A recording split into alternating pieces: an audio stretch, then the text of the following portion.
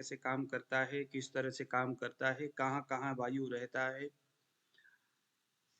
इन सभी के ऊपर हम लोगों ने कल बात मेरे को एक डाउट है सर। जी, प्रियंका जी बताइए। वायु और माइंड का कनेक्शन है क्या? डेफ़िनेटली है, माइंड का क्यों नहीं है वायु का? जो प्राण वायु है हमारा, हाँ। प्राण वायु का पूरा कंट्रोल हमारे माइंड के साथ है। आपका सोचना, क्योंकि जो हमारा जो चेतन अवचेतन जो माइंड है वो मन द्वारा संचालित होता है और मनोवह स्रोतस पे पूरी तरह से प्राण वायु का कब्जा है। अच्छा, ठीक है। ठीक मनोवह है सर। स्रोतस, मनोवह स्रोतस के ऊपर पूरा प्राण वायु का काम है पूरी तरह से। मतलब अकेला प्राण वायु तो नहीं, इंद्रियों के ऊपर मन का कंट्रोल है, इंद्रिय के जो विषय है उसके ऊपर मन का कंट्रोल है, वो सभी मन द्वारा ही संचालित होता है। और मन बगैर वायु के कभी चल नहीं सकता। वायु और मन, क्योंकि जो जो गति है, जो मूवमेंट जो हो रही है शरीर में, वो वायु के बगैर हो ही नहीं सकता कहीं भी। तो ओके सर। हाँ, ये है कि ब्रेन से रिलेटेड जितने भी चीजें, जैसे अभी आप मुझे कुछ पूछ रही हो, पूछने से पहले संभवतः कल भी आपके दिमाग में ये बात आया होगा, अभी आपके दिमाग में कुछ चल रहा होगा कि मैंने पूछना है ये, कि क्यों कंफ्यूजन। तो ये सभी चीजें वायु ही करता है। अच्छा, वायु, ठीक है। हाँ, जो ओके उदान सर। वायु है और प्राण वायु जो है वो हमारे हृदय से पूरे मस्तिष्क तक घूमता है। कॉन्शियस माइंड, सब कॉन्शियस माइंड, इन सभी में वायु और मन, इनका प्रभाव रहता है। ठीक है सर। अब हम आज से देखेंगे पित्त के ऊपर, पित्त का जो कर्म है, पित्त की जो व्यवस्थाएं हैं, उसके ऊपर आज से हम बात करेंगे।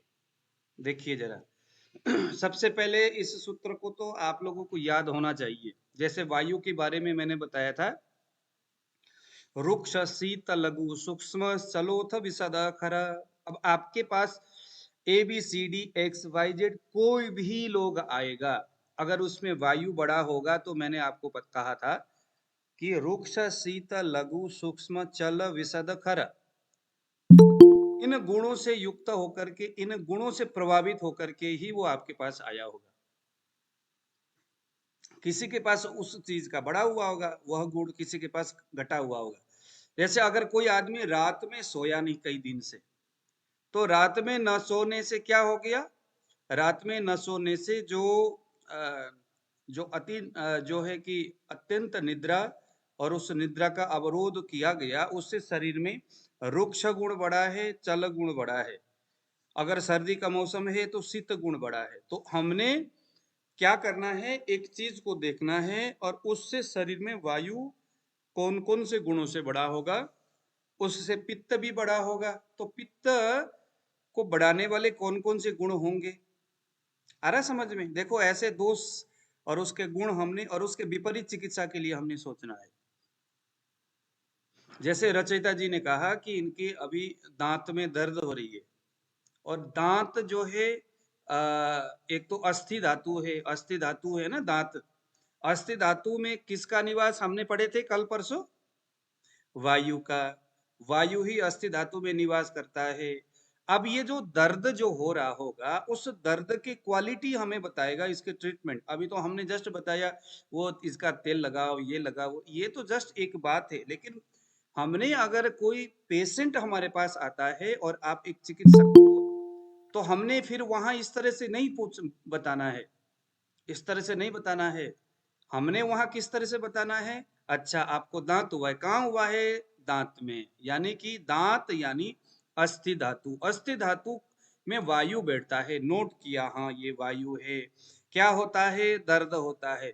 तो जो दर्द है वो ध्यान देना, कहीं भी कफ के आम अवस्था स्वरूप के कारण से उस स्थान में अवरोध होने के वजह से दर्द होता है। दर्द होने के पीछे निश्चित है कि कफ के ही कोई परमाणु वायु के रास्ते को रोक रहा है, सूक्ष्म अवयवों के अंदर, सूक्ष्म जो स्रोतस है उसके अंदर, निश्चित बात है रोक रहा है। क्योंकि अगर वो रोक रहा है तो जो दर्द होगा उसकी क्वालिटी से हमें पता चलेगा।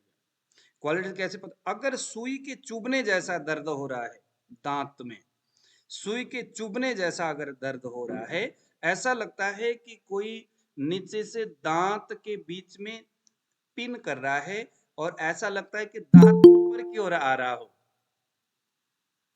एकदम चुभने जैसा लग रहा है, तो समझ लो कि वायु स्वयं के कारण से यहां दर्द दे रहा है। तो ऐसे कंडीशन में हमने जस्ट कोई भी जो स्निग्ध द्रव्य है, अब हमारा काम सिर्फ वायु, अगर कफ भी उसमें इन्वर्ट होगा तो कफ भी खत्म हो जाएगा। यहां पर हम करेंगे गंडूस। गंडूस मीन्स हमने कुछ गरम तेल, उसमें थोड़ा सा कुछ छार डाल दो। छार मीन्स, रिगार्डिंग सर, रिगार्डिंग हाँ जी, छार का मतलब है आप सरसों आप जो है सेंधा नमक डाल दो, सज्जी खार डाल दो, यव खार डाल दो, स्नोही का दूध मिल जाए जबरदस्त काम करेगा, अपमार्ग का क्षार मिल जाए जबरदस्त काम करेगा। जो भी क्षार मिलता है उस तेल को गर्म करके उसमें डाल दो, और नहीं तो सप्तिक भस्म मार्केट में जो फिटकिरी का जो फूला बोलते हैं उसको, उसको डाल दो, और डालने के 2-3 चुटकी उसमें डाल करके पूरे मुंह में डाल दो और उसको बोलो मुंह को भरे, और कम से कम भी 5-6 मिनट के बाद उसके आंख से आंसू, उसके मुंह में एक प्रकार के सलाइवा कफ जो है वो परमाणु पिघल करके उस तेल में आना शुरू हो जाएगा, फिर उसके बाद उस तेल को फेंक देगा। ऐसा करने से वातज वात कफज जो सूल है यानी जो दर्द है दांत में, वो निश्चित बंद होगा। ठीक है, अगर किसी का अब यहाँ पर जो दर्द हो रहा है दांत को स्टिफनेस टाइप का एकदम धूप ऐसे करके, पूरा ऐसा लगता है कि मुक्का मारने जैसा, पीन जैसा नहीं हो रहा है, दर्द हो रहा है एकदम चारों ओर जबड़े को पकड़ करके दर्द कर रहा है, ऐसा लगता है कि कोई थप्पड़ सा मार रहा है, पूरा एरिया सूजा हुआ सा लग रहा है। तो जहां पर पूरे एरिया को कवर करके दर्द उस हिसाब से फैलता हुआ निकलता है, तो समझ लो कि यह कफ के द्वारा, कफ के शीत और गुरु आदि गुणों के द्वारा वायु के रास्ते को बंद किया। अब वहां पर हमने तेल का तो प्रयोग करना ही है, गंडूस करने से भी इसमें होता है, लेकिन वहां पर अब हम क्या करेंगे, एक भल्ला तक तेल, बिलावा नाम का एक एक वनस्पति का फल आता है, उसका तेल अगर आप उसको थोड़ा सा भी, अगर ताजा बढ़िया सा अगर फल होगा, थोड़ा सा भी आप अगर उसको आग के सामने रखोगे तो तेल निकल जाएगा। उस तेल को थोड़ा सा किसी चीज से, कॉटन से किसी से निकाल करके दांत में उस दर्द के जगह में ले जाओ, ले जा करके उसको टच कर दो, बस टच करने भर से वो चीजें ठीक हो जाएगा। ठीक है जी, तो ऐसा आपने करना है, निश्चित आपको इसका रिजल्ट बहुत अच्छा मिलेगा। एक सेकंड, शुद्ध वाला ना सर, हाँ जी, ये भेलवा तक जो शुद्ध वाला ना? हाँ शुद्ध वाला, शुद्ध वाला, शुद्ध वाला बिलवा। ठीक है जी, हमें आपको लिंक दे दिया, आ जाओ आप। तो इस तरह से आपने करना है। ओके, ठीक है। तो अब यहाँ पर हम बात कर रहे थे, मैंने आपको बताया स्निग्ध आदि जो गुण है वायु का, वो उसको आप लोगों ने डेफिनेटली याद करना है, उसको जरूर याद करना है। ठीक है, तो आज हम यहाँ पर बात करेंगे पित्त का स्वरूप, पित्त जो दोष है उसका गुण धर्म, पित्त बेसिकली है क्या चीज, क्यों है, क्या है, किस तरह से पित्त का स्वभाव, उसका गुण धर्म क्या कुछ है, एकदम हम लोग शांति से इसको हम देखेंगे, समझेंगे, पढ़ेंगे। कहीं भी आपको समझ में नहीं आया वो पूछना है, और बस मस्ती से इसको आप पढ़िए। देखिए, सस्नेहम, पित्त कैसा है? सस्नेह, स यानी वह, कौन वह? पित्त। स्नेहम, वह चिकना है। पित्त कैसा है? चिकना है, और कफ भी चिकना है। तो ये जो चिकनाहट है पित्त में, ये पित्त जो हमने पढ़े थे पहले कि पित्त दोष जो है वो जल और अग्नि, ये दो महाभूतों के संयोग से पित्त दोष तैयार होता है। तो जो जल है वो द्रव है, लिक्विड फॉर्म वाला है तो द्रव है और स्नेह युक्त है। वो स्नेह मीन्स एक प्रकार का पसीना जैसा, जैसे पसीना आता है ना शरीर में, जब गर्मी ज्यादा होती है तो क्या होता है, पसीना। वो पसीना क्या है, वो पसीना उसी पित्त का एक एक रूप है, एक एक प्रोडक्ट है पित्त का, पित्त ही है।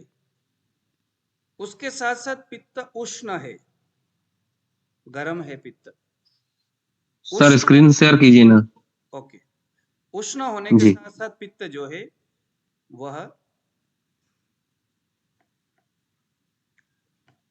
इसको आप लोग नोट करके, मुझे लगता है कि कम से कम याद करने की उस श्रृंखला में आप लोग वायु का एक गुण और पित्त का गुण, इसको तो जरूर आप लोग याद कर लीजिएगा। स्नेह दिखाई दे रहा है आप लोगों को ये सूत्र?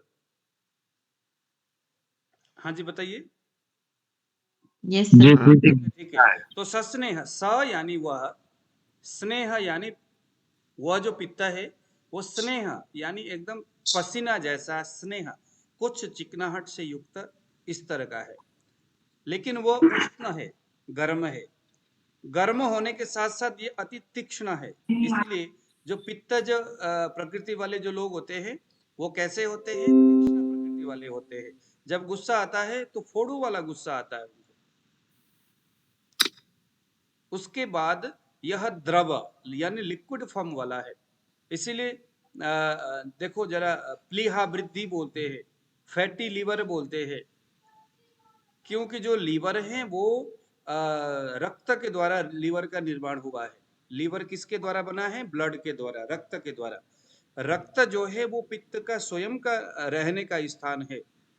तो जब भी कभी शरीर में पित्त की वृद्धि होती है तो लीवर जो कि वो पित्त से बना हुआ है, इसीलिए लीवर के अंदर का जो गर्मी है, जो हीट है, वहां पित्त के स्वयं का जो स्निग्ध अवस्था, जो पानी है, जो तरल पदार्थ है पित्त में, वो वहां से रीसना शुरू होता है, निकलना शुरू होता है। कहाँ से, लीवर के अंदर से, स्प्लीन के अंदर से, जहां जहां पर रक्त है उन उन सभी जगहों में से वह जो स्निग्ध चिकनाहट वाला जो द्रव, जो पदार्थ वाला जो पानी है, वो अंदर से रिसना शुरू होता है। क्योंकि वो गर्म है, इसीलिए स्रोतों को तोड़ करके वो वहां से बाहर भी आता है।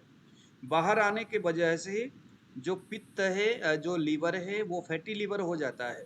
हालांकि फैटी लीवर कफ की वजह से भी होता है, लेकिन फैटी लीवर पित्त की वजह से भी होता है। तो फैटी लीवर कह करके कुछ, इसीलिए जो हमारे यहाँ जो आरोग्य वर्धिनी बटी है, वो इस अवस्था में अगर आप आरोग्य वर्धिनी रोगी को देते हैं तो वो कफज फैटी लीवर को भी और पित्तज फैटी लीवर दोनों को आरोग्य वर्धिनी अच्छा काम करता है। क्योंकि उसमें जो कुटकी है, उसमें जो लोह भस्म है, तो उसमें कुछ शीत गुण वाला, रुक्ष गुण वाला जो कुटकी है, कुटकी का ही मात्रा उसमें ज्यादा है।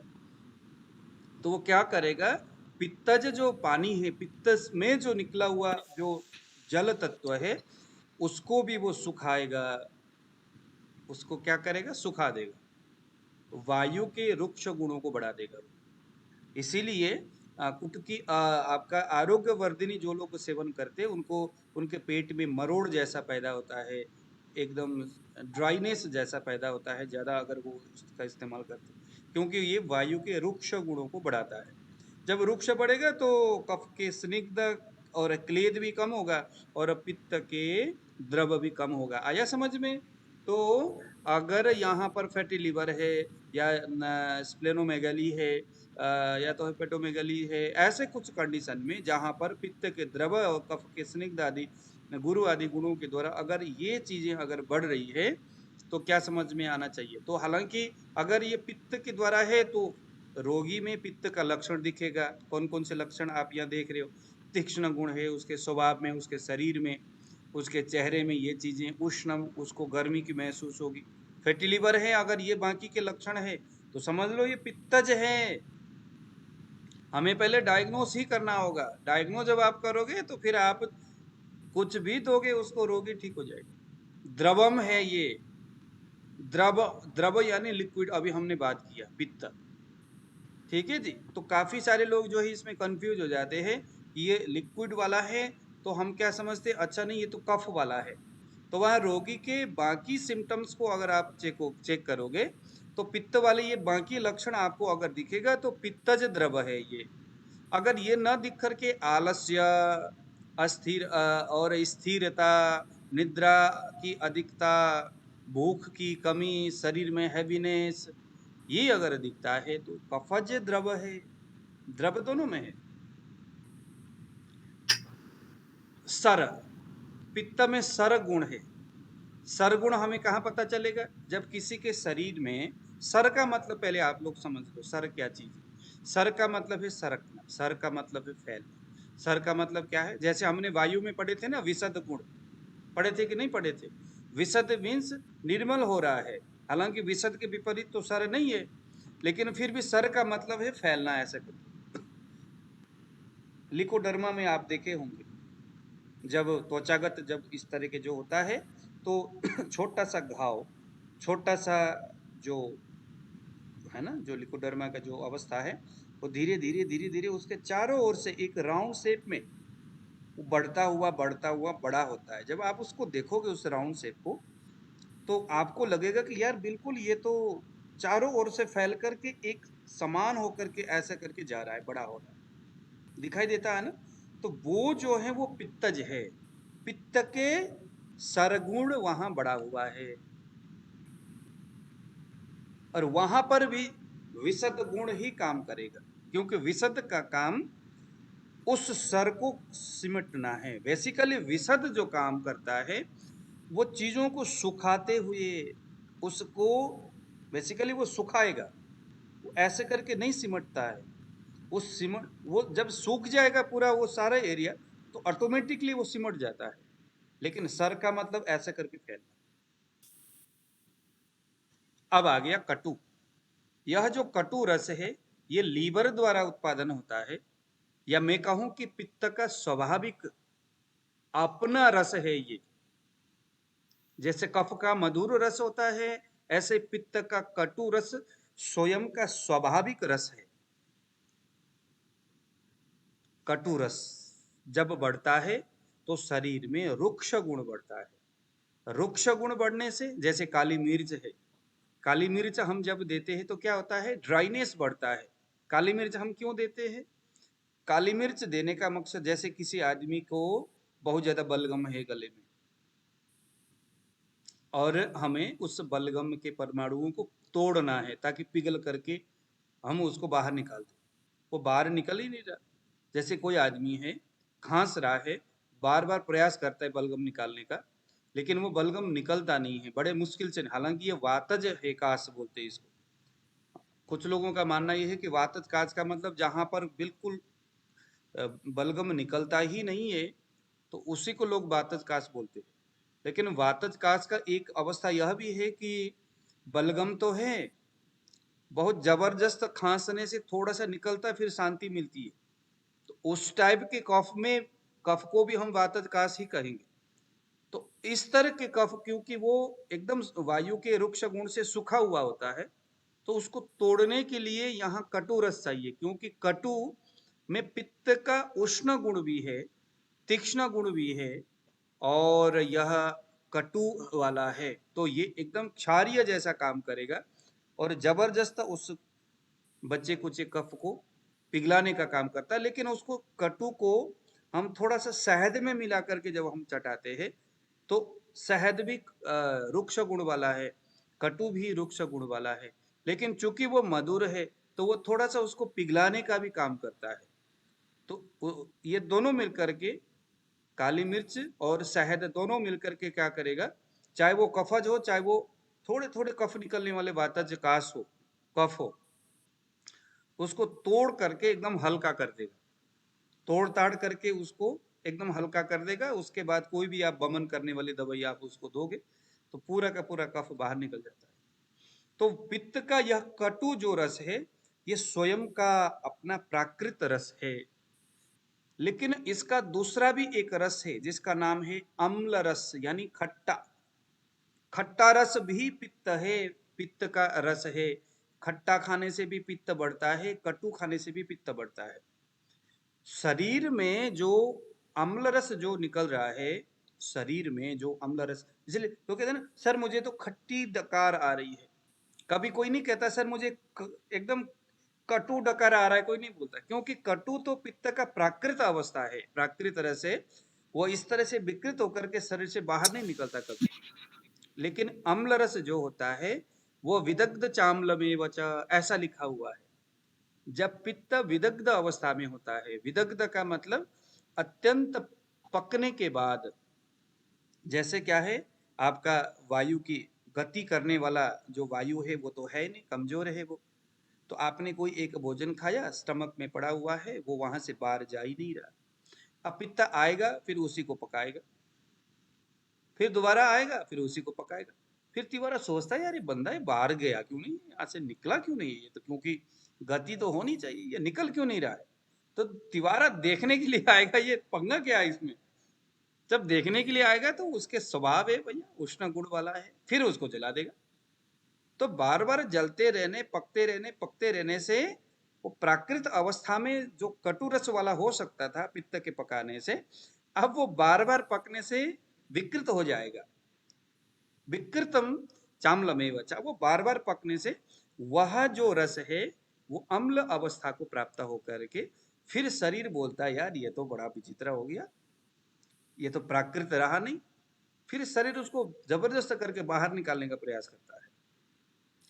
अगर निकलता है तब तो ठीक है, अगर नहीं निकलता है तो वह जो अम्ल रस है जो अत्यंत जलने के बाद शरीर में रह गया, क्योंकि आजकल परंपरा है नहीं, ना कोई बमन करता है, ना विरेचन करता है, ना बस्ती देता है, डिटॉक्सिफाई वाला तो कोई प्रोसेस है ही नहीं।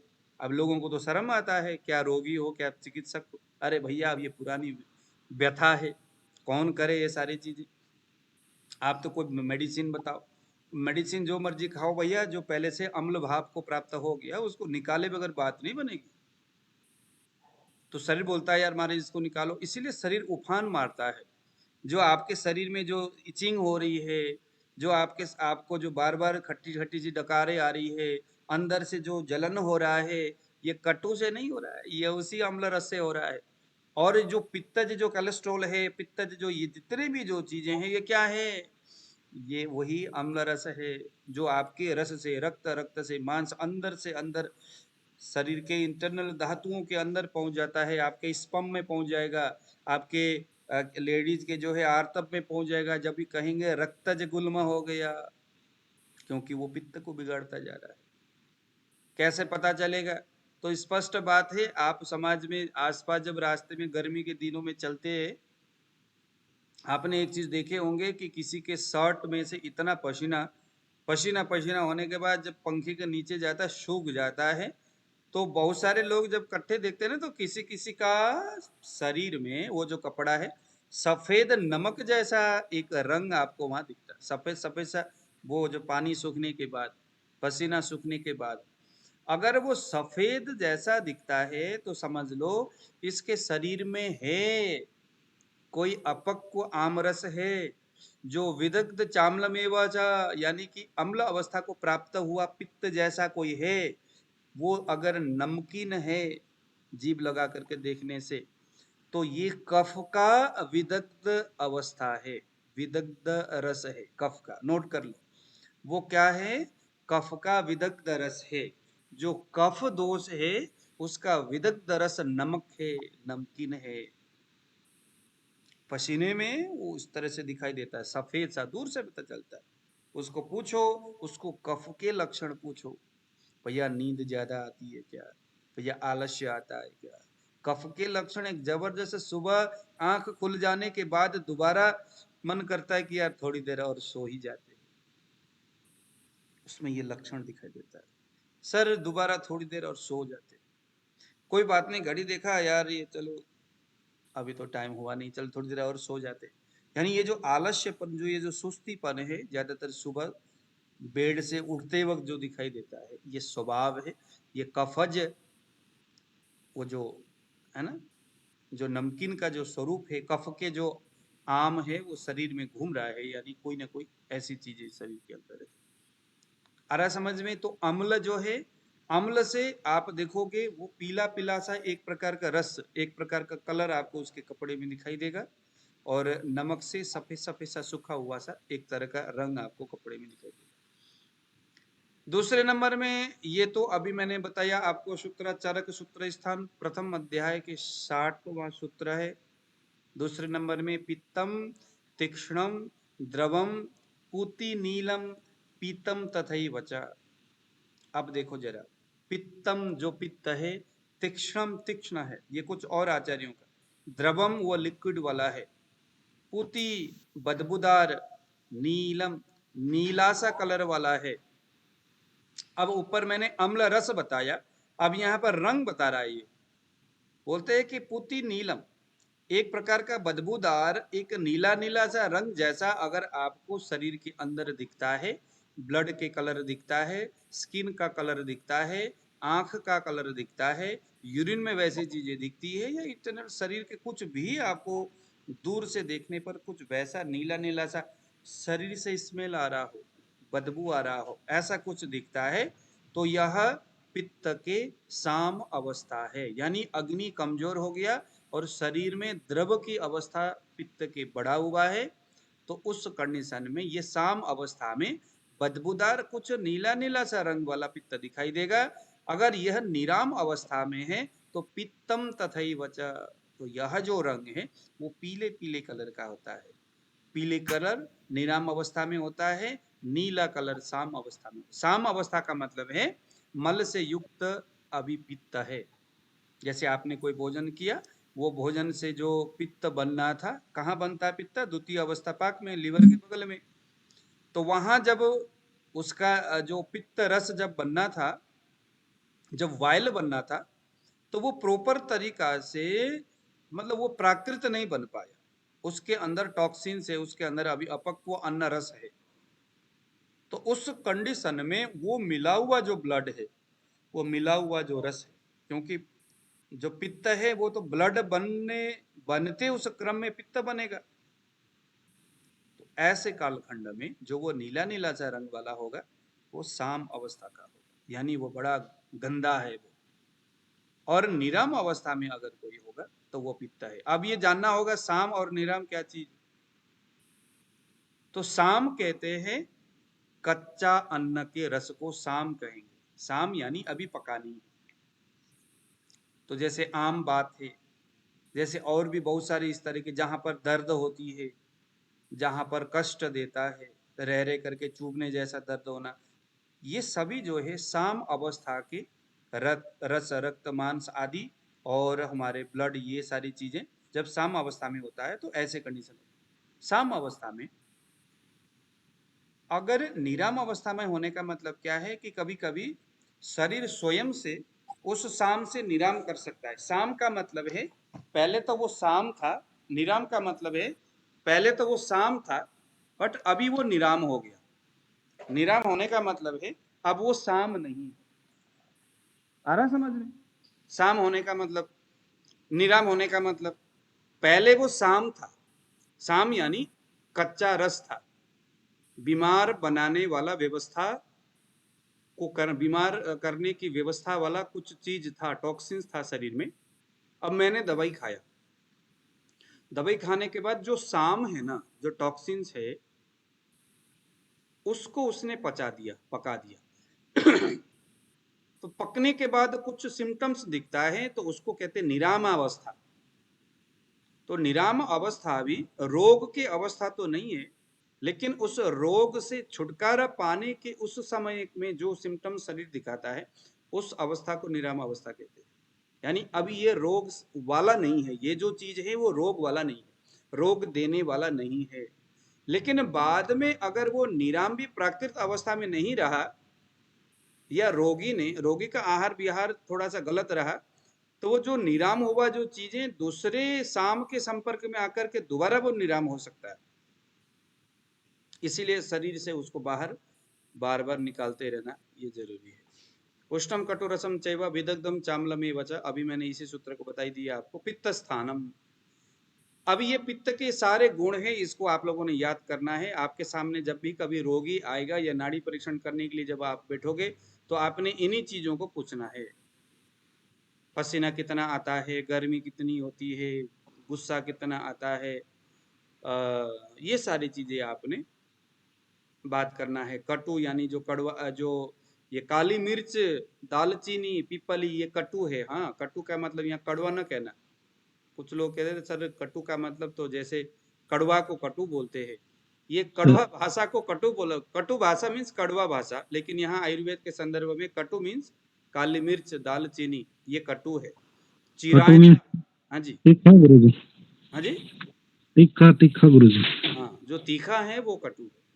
ओके, अब हम बात करेंगे यहाँ पर पित्त, जो अभी जो गुण वाला जो पित्त था उसके रहने के स्पेसिफिक कुछ स्थान है। जब भी कभी पित्त बढ़ेगा तो इन्हीं स्थान में ये विकृति पैदा करेगा, कोई ना कोई पंगा डालेगा।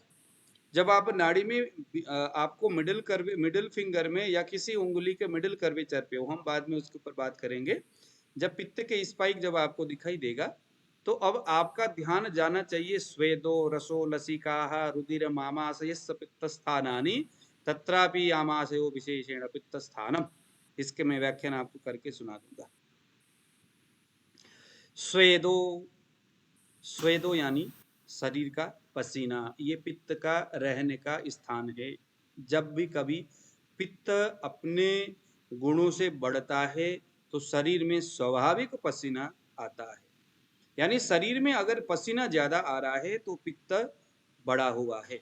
देखो, जब आपने राजयक्ष्मा के बारे में सुने हैं कि नहीं? कितनों ने सुना है राजयक्ष्मा के बारे में? सुना तो है गुरुजी, ये मैं पता नहीं ये होता क्या है। हाँ, मैं बताता हूँ। आदर्श जी आपने सुना होगा, देवेंद्र जी आपने सुना होगा। राजयक्ष्मा में जहाँ पर खांसी होती है, जहाँ पर चेस्ट में बलगम, लंग्स में बलगम जमा हुआ रहता है, बुखार भी आता है, सिर में दर्द भी होता है, लूज मोशन भी होती है, तो विशेष करके जो राजयक्ष्मा है कफज व्याधि है, वो हमारे चेस्ट को ज़्यादातर प्रभावित करती है। एक ऐसा कंडीशन जहाँ पर रोगी अपने मतलब रोगी जो है आवरण से या शुक्र आदि धातुओं के क्षय होने की वजह से, कमजोर होने की वजह से शरीर में वीकनेस बहुत ज्यादा हो जाता है। जैसे आपके पास एक रोगी आएगा और कहेगा सर मुझे ना बार बार साइनस होती रहती है। साइनस जो है कंटिन्यू 6-7 दिन तक चलता है और उसके बाद जब मैं कोई स्ट्रॉन्ग मेडिसिन खाती हूँ या खाता हूँ तो थोड़ी कुछ दिन तक तो हो जाता है और दोबारा फिर साइनस शुरू हो जाता है। जितना मर्जी कर लो वो साइनस, सिर में भी हल्का हल्का सा दर्द होता है। ये राजयक्ष्मा का सिम्टम्स है। राजयक्ष्मा टीबी नॉर्मल आजकल जी टीबी बोलेंगे गुरुजी उसको। नहीं नहीं, जस्ट हम उसको टीबी ही तो नहीं कहेंगे, ट्यूबरकुलोसिस वगैरह जो लोग कहते हैं, बट राजयक्ष्मा टीबी नहीं है। टीबी मीन्स राजयक्ष्मा हो सकता है, मतलब कि राजयक्ष्मा मीन्स सिर्फ टीबी नहीं है। जी टीबी राजयक्ष्मा का एक स्थिति है। राजयक्ष्मा का मतलब है कि आपके खान पीन से धातु क्षय हो जाता है, कमजोर हो जाता है या आवरण हो जाता है, दोषों का जो चैनल है उसमें कफ इतना बढ़ जाता है कि वायु एकदम रुक जाता है, उससे एक स्थान क्षय हो जाता है, दूसरा स्थान कफ से भर जाता है और उसके वजह से धातु क्षय होता है, वीकनेस शरीर में बहुत ज्यादा आती है। और स्पेसिफिक मैं आपको एक सिम्टम्स बताता हूँ राजयक्ष्मा को पकड़ने का। रोगी आपको आकर के बोलेगा सर मुझे रात में ना रात में मुझे काफी ज्यादा बुखार आता है, कम से कम शाम के 4 बजे के बाद उसको थोड़ा थोड़ा बुखार आना शुरू होता है। 4 बजे के बाद बुखार आना शुरू होता है और रात में कहीं जाकर के बुखार, सुबह सुबह उठने से पहले 4 बजे 5 बजे शरीर में से स्वेटिंग होती है, पसीना शरीर में आता है और उसके बाद बुखार उतरना शुरू होता है। सुबह 6 बजे से लेकर के समथिंग 3:30-4 बजे तक बुखार नहीं आता, लेकिन उस समय क्लम शरीर थका हुआ सा रहता है, निस्तेज शरीर रहता है और शरीर में वैसी चीजें होती है ना। और जैसे 4 बजा तो उसके बाद बुखार आना शुरू हो जाता है, मंद मंद बुखार आता है, इंटरनल फीवर होती है उसके अंदर। जब जाकर के चेक करते तो बुखार मशीन में तो पता नहीं चलता, लेकिन उसके शरीर में इंटरनल फीवर रहता है और उसके लिए कई सारे यत्न करता है, वो ठीक ही नहीं होता, कई सारे उपाय करता है, ट्रीटमेंट लेता है, फिर भी वो ठीक नहीं होता। तो ये राजयक्ष्मा है। तो राजयक्ष्मा जो है उस गुरुजी टिब्बी को भी तो 6 रोग कहते हैं। हाँ, टिब्बी को भी तो 6 रोग कहते हैं। नहीं नहीं, 6 रोग तो है, राजयक्ष्मा 6 रोग भी राजयक्ष्मा के ही अंदर आता है। राज्य बेसिकली एक रोग का नाम नहीं है। राज्य बहुत सारे कंडीशन की एक सिचुएशन है। राज्य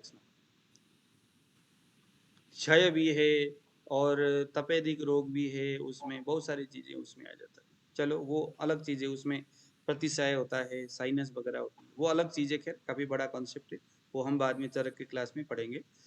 तो मैं यहाँ पर ये राजयक्ष में इसीलिए बताया कि वहां पर जब स्वेटिंग होती है उसके बाद फिर उसको उसका जो फीवर है वो उतरना शुरू होता है।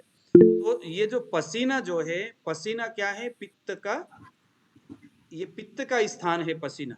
यानी कि उस समय जब शरीर में सुबह सुबह जब पित्त बढ़ता होगा, उस समय जब पित्त अपने स्वेद में जब पित्त बढ़ता है तो स्वेद का हमारे पूरे हमारे स्किन में जो हमारे जो क्या नाम है, जो जितने भी रोग छिद्र है उसको खोल देता है पसीना के माध्यम से, ताकि पित्त का जो अपक्व जो द्रव्य है वो पसीना के माध्यम से बाहर जाता है। तो कच्चा पित्त जब बाहर जाता है तो रोगी को कुछ आराम मिलता है। कुल मिलाकर के जो पसीना है ये पित्त का अपना स्थान है। जब भी कभी पित्त बढ़ता है तो शरीर में पसीना बढ़ता है, और वो तो डिपेंड करता है कि अगर पसीना आ रहा है तो उसमें पित्त का अपना एक स्वरूप है। पसीना में बदबू नहीं आता तो पित्त का दूसरा स्वरूप है। लेकिन इतना समझ लो कि पसीना आने का मतलब पित्त बढ़ना, ठीक है। रसो, शरीर में जो जो प्लाज्मा है, अब रस धातु का मतलब जस्ट प्लाज्मा भी नहीं है। एलोपैथिक के साथ हम आयुर्वेद को कंपेयर कभी किसी अवस्था में किसी रूप में कर ही नहीं सकते। एलोपैथिक डायग्नोसिस के आधार पर हम अगर आयुर्वेद को समझने का प्रयास करते तो कहीं पर भी हम उसमें काम नहीं कर सकते, क्योंकि आयुर्वेद का अपना कॉन्सेप्ट है, आयुर्वेद का अपना सोच है, अपना विचार है। एलोपैथिक के साथ हम उसको नहीं कर सकते। मेरे पास एपिलेप्सी के केस आते हैं, एपिलेप्सी कहकर के एलोपैथिक से आए हुए पेशेंट को मैं कभी एपिलेप्सी उस दृष्टि से देखता नहीं हूँ। आयुर्वेद के मद्देनजर से अलग अलग कारण उस पेशेंट में मुझे दिखाई देती है। फाइनली रस का मतलब है शरीर में जितने भी जो लिक्विड है, शरीर में जितने भी जो जहाँ प्रोटीन है, जहाँ पर कोई शरीर को कोई पोषण देने की बातें हो रही है। मेरे आँखों में नजर है, आँखें देख पा रहा है, आँख संतुष्ट है, आँख बलवान है, तो इसी रस धातु के कारण से है। मेरे लीवर मजबूत है, इस रस धातु के कारण से है। तो रस धातु में जो अग्नि है, जगह जगह में जाकर के वो अग्नि का संचार करता है। रस धातु शरीर का पोषण करता है, उदक भाव को व्यवस्थित रखता है। शरीर में जो 70% जो पानी है वो सभी रस धातु का ही एक एक भाव है। वो अलग अलग नाम से अलग अलग जगह में है। जैसे यूरिन से निकलने वाला जो मल मूत्र द्वार से निकलने वाला जो यूरिन है वह भी रस का एक रूप है। जो पसीना निकल रहा है वो भी रस का दूसरा रूप है। निकलने वाला जो मुंह से जीभ से निकलने वाला जो पानी है वह भी है तो पानी, बट रस धातु का ही एक अवस्था है, एक स्वरूप है। तो अलग अलग शरीर के हिस्से में रस धातु अलग अलग रूप से तो एलोपैथी बोलते हैं कि भैया प्लाज्मा, प्लीज ये ऑडियो को बंद करिए जरा, कौन है, ओके। तो एलोपैथिक वाले बोलते हैं रस मीन्स प्लाज्मा, तो जस्ट प्लाज्मा ही रस नहीं है। प्लाज्मा का काम एक लिमिटेड है, लेकिन रस धातु का काम अनलिमिटेड है। शरीर के अंदर बहुत सारे काम रस धातु करता है। जब हम चरक पढ़ेंगे या दूसरे ग्रंथ पढ़ेंगे तो उस वहां पर इसके ऊपर बात आता है। लसिका लसिका जो है वो रक्त धातु से ही बना हुआ एक इसको हम लिम्फ बोलते हैं। तो ये लसिका है, ठीक है। यहाँ से भी रस और रक्त इन दोनों की जो व्यवस्थाएं हैं वो लसिका के माध्यम से होता है। जगह जगह में स्रोतसों के अंदर रस धातु को लेकर के जाने का जो काम है, रक्त धातु को लेकर के जाने का जो काम है, ब्लड को लेकर के जाने का काम है, वो लसिका है। जो रेड कलर का शरीर के अंदर छोटे छोटे नाड़ियां होते हैं वो लसिका है। अब आ गया रुधिर। रुधिर मीन्स ब्लड। यह लसिका भी रक्त धातु और रस धातु के सहयोग से बना है, लेकिन पित्त इस जगह में रहता है। जब भी कभी पित्त बढ़ेगा तो लसिका की जो एक्टिविटीज वो बढ़ेंगे। जब कभी पित्त है ना, जैसे लिम्फेटिक ऑब्स्ट्रक्शन बोलते हैं, तो उस कंडीशन में भी पित्त ही अनकंट्रोल होकर के या बड़ा या घटा हुआ रहता है। तो ऐसे स्थिति में जो लिम्फ की जो डिसबैलेंस हमें दिखाई देता है, तो उसमें हमने घबराने की कोई जरूरत नहीं होती है। हमने वहां पर पित्त के स्थिति को आकलन करना है, नाड़ी से हम उस चीज को देख सकते हैं। रुधिरम, रुधिरम यानी ब्लड। ब्लड का मतलब क्या है?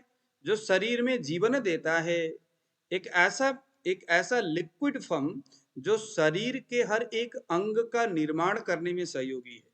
देखो, रुधिर का मतलब सिर्फ ब्लड नहीं है।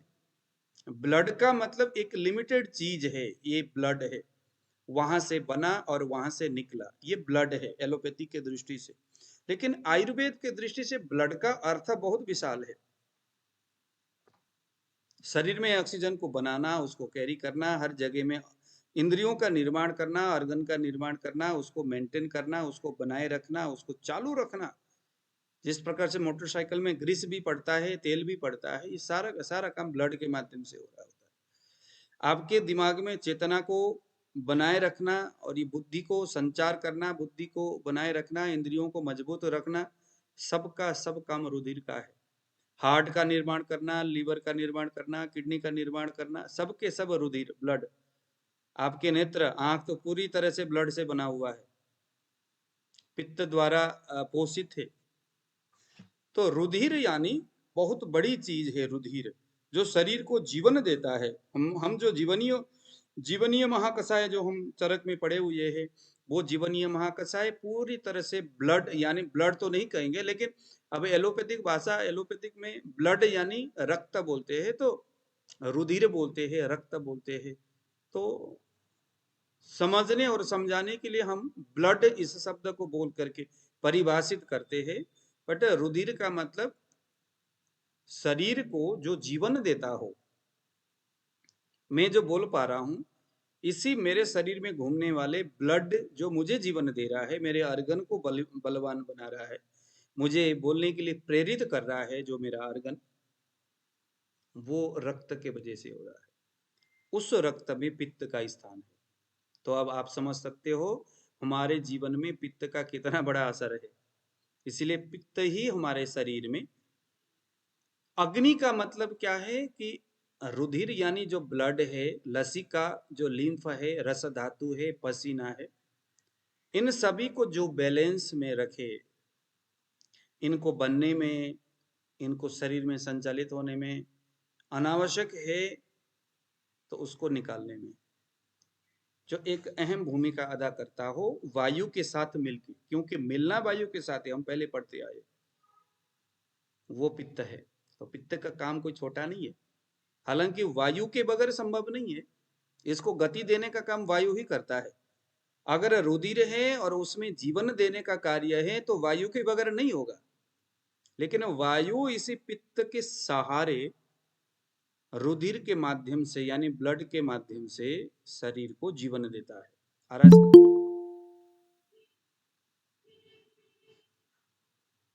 रुधिर आयुर्वेद का ये विशेष इस तरह के शब्द है, ऐसी बातें हैं।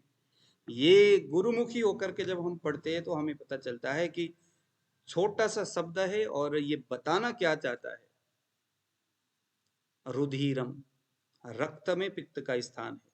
जब कभी पित्त बढ़ता है तो रक्त पित्त हो जाता है, क्योंकि पित्त बढ़ता है तो पित्त स्वयं के, यानी अपने ये गुणों के माध्यम से, उष्णम, कटु, रसम, ये स्नेहम, उष्णम, तीक्ष्णम, द्रवम, अम्लम, सरम, कटु, इन्हीं गुणों से पित्त बढ़ेगा, और कोई दूसरा गुण है ही नहीं।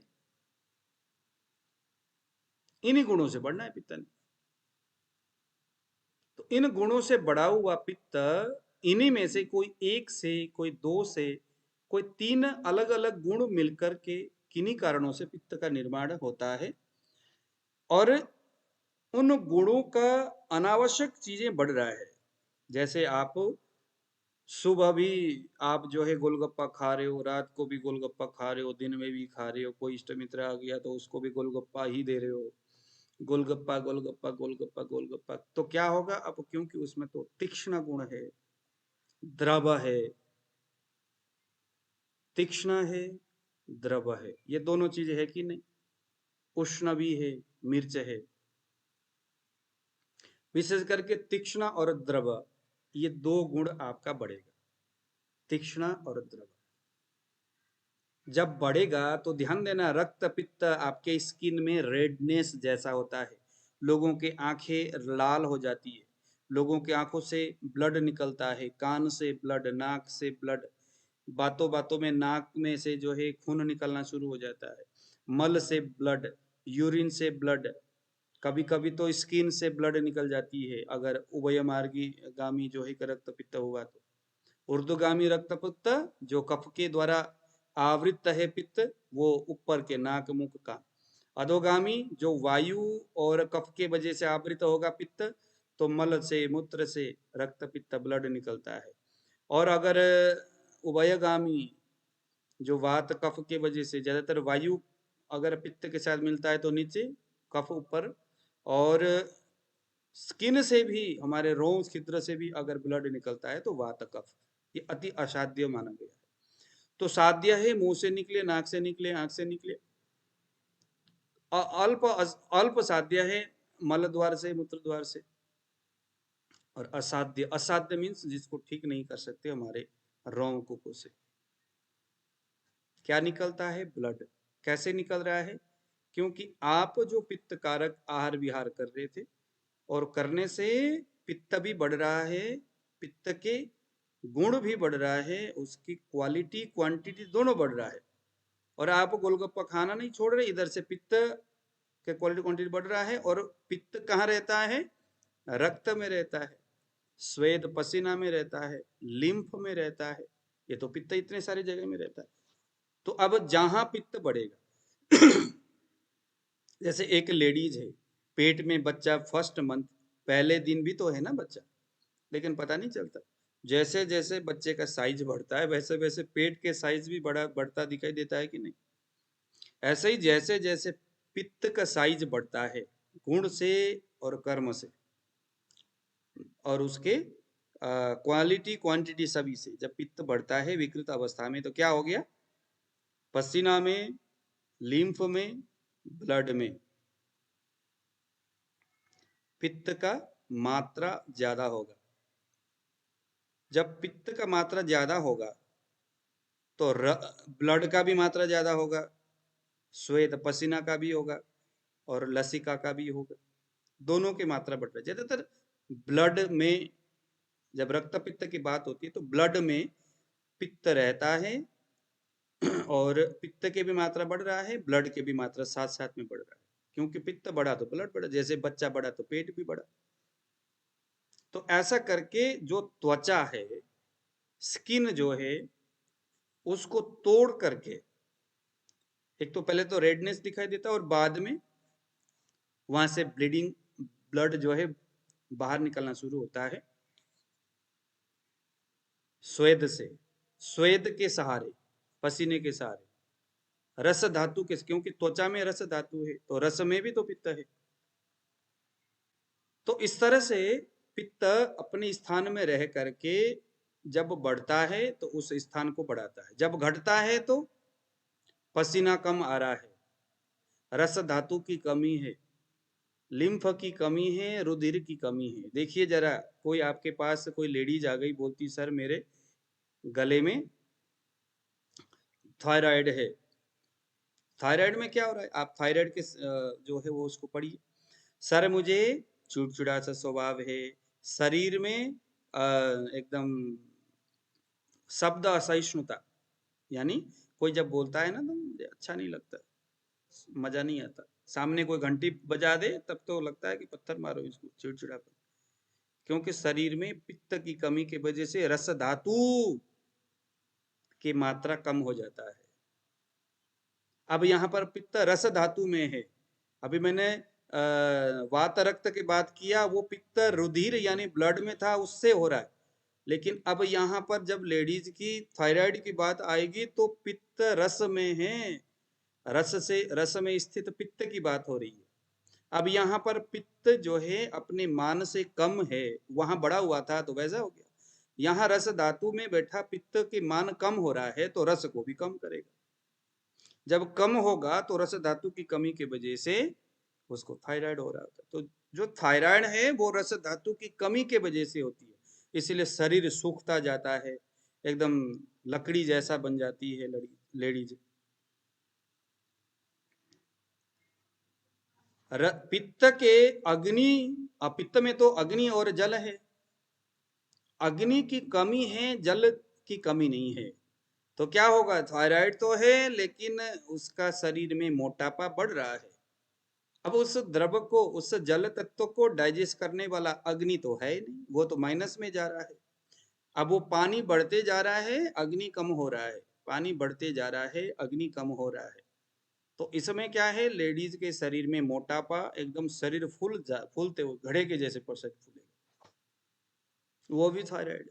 बस समझने की फेर है। अब यहाँ पर हाइपो बोलो, हाइपर बोलो, कोई फर्क नहीं पड़ता। आयुर्वेद के नजर में दोनों ही रस धातु की अग्नि का बैलेंस की जो है वो डिसबैलेंस है। आ रहा समझ में आप लोगों को? कितनों को आया? मैं तो भैया प्रयास करता हूँ कि आपके समझ में आ जाए।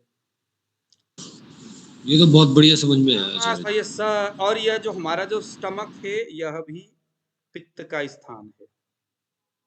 सबसे पहले जब आप कुछ भी खाते हो तो उस खाए हुए अन्न को सबसे पहले तोड़ फोड़ करना, उसको पकाना। आमाशय में रहा हुआ जो जठर है, जो जठराग्नि, उसका एक अवस्था आमाशय में, वो उसको पकाता है। तो पित्त स्थानानि, ये सभी पित्त के स्थान हैं। तत्रापि, उनमें से भी, स्वेद में पसीना, पसीना, रस, लिम्फ, ब्लड, आमाशय, ये सभी पित्त के स्थान है। लेकिन इनमें से ज्यादा आमाशय में पित्त का कार्य रहता है, हमेशा रहता है। क्योंकि आमाशय में, आमाशय कहाँ है? जहां आम रहता है, यानी कि आपके स्टमक के ऊपरी भाग से लेकर के आपके जहां पर समान वायु काम करता है, जहां पर आपका जठराग्नि का मुख्य स्थान है, समान वायु है जहां पर, पाचक पित्त है जहां पर, उस स्थान में, उस स्थान तक वो निचला भाग है, और आमाशय के ऊपर वाला भाग, स्टमक के ऊपर वाला भाग आमाशय का ऊपरी भाग है। ठीक है? तो वहां तक पित्त का मजबूत वाला एक अपना स्थान है, वो हमेशा वहां रहता है। पसीना में कभी कभी रहता है, हमेशा नहीं रहता। जब आप मिर्च मसालेदार चीज खाते हो तो पित्त बढ़ जाता है, इसीलिए पसीना, पित्त तुरंत स्वेद में पहुंच करके बोलता है, भैया निकालो, जल्दी निकालो इसको, अग्नि के उष्मा को निकालो। रस में भी ऐसे ही कभी कभी जाता है, लिम्फ में भी, लेकिन आमाशय में हमेशा पित्त रहता है। जब भी खाओगे तो वहीं पहले ही आमाशय पहुंचे। तो विशेषण पित्त स्थान, ये पित्त का अपना विशेष स्थान है। और भी कुछ है पित्त के बारे में। सारंग दर के अनुसार सात्विक गुण का कारण है पित्त। सात्विक, हमारे शरीर में जो सात्विक गुण है वो पित्त की वजह से होता है। तामस गुण जो है वो कफ के वजह से होता है, और राजस गुण जो है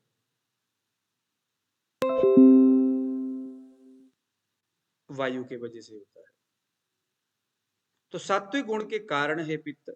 पित्त द्वारा प्रसाद, प्रसाद का मतलब है मन की प्रसन्नता। आप कितने प्रसन्न हो ये डिसाइड करेगा पित्त, क्योंकि ये पित्त का काम है। मेधा, आपकी बुद्धि को, यानी देखो पित्त क्या क्या काम कर रहा है, आपको डायग्नोस करने में अब कितना मजा आएगा। आप नाड़ी में पित्त जैसा स्पाइक दिख रहा है, बट आप कंफ्यूज हो रहे हो। जब तक प्रैक्टिकली आप में कंफ्यूजन हो कुछ, तब तक आप इन चीजों का सहारा ले सकते हो। जैसे प्रसाद, प्रसन्नता, पूछो आप कितने प्रसन्न, अरे वाह क्या बात है सर, मजा आता है। भगवान के दिए सब कुछ है, हम कोई टेंशन नहीं लेते। कोई इंसान अगर टेंशन लेता है यानी पित्त कम हो रहा है, स्ट्रेस में रहता है, पित्त कम हो रहा है, क्योंकि वो प्रसाद के जस्ट विपरीत है। प्रसाद मीन्स प्रसन्नता, प्रसाद अवसाद, अवसाद के विपरीत प्रसाद। तो अवसाद हो रहा है यानी कि पित्त कम हो रहा है। मेधा, बुद्धि की कमी, बोलता है सर याददाश्त नहीं है, बुद्धि की तीक्ष्णता नहीं है, यानी कि पित्त कम हो रहा है। शौर्य, हर जगह चुपके चुपके से जाने का, इस तरह की बातें करता है, पित्त कम है। शौर्य का एकदम ऊर्जावान आदमी पित्त वाला है। हर्ष, प्रसन्नता, ये सभी पित्त के अपने गुण है। अब पित्त के कर्म यहाँ पर बताया जा रहा है। दर्शने, पित्त देखने का काम करता है। अगर किसी की आंखों में चश्मा है, दिखाई प्रॉपर नहीं देता, समझ लो पित्त गड़बड़ है। इसको ना ध्यान से सुनना और नोट करना दिमाग में।